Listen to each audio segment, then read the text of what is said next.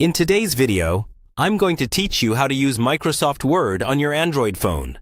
First, unlock your Android phone and go to the Google Play Store. In the search bar at the top, type Microsoft Word and look for the official app from Microsoft Corporation. Tap on it, then tap Install.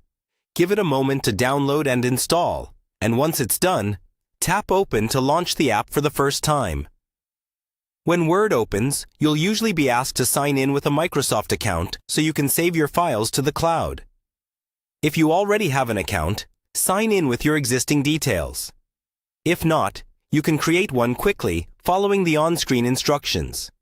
You can also skip this step for now, but signing in is helpful if you want your documents backed up and available on other devices. After you're in, you'll land on the home screen. Here, you'll see options to start a new blank document or use templates like resumes, reports, or letters. For now, tap on Blank Document so you can learn the basics. Your keyboard will pop up and you'll see a blinking cursor at the top of the page. Tap anywhere on the page to move the cursor, then start typing. Word will automatically wrap text to the next line for you. If you need to delete something, use the backspace key on your keyboard as usual. At the top of your screen, you'll see a toolbar. This is where you can format your text. To change something, tap and hold on a word. Then drag the handles to select more text if needed. Once your text is highlighted, use the options above the keyboard or in the toolbar to make it bold, italic, underlined, or to change the font size and color.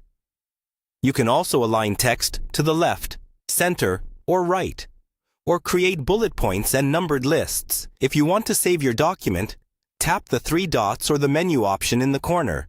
Then choose Save or Save As. Give your document a clear name so you can find it later. You can save it on your device or to cloud storage like OneDrive, depending on what's available and what you prefer.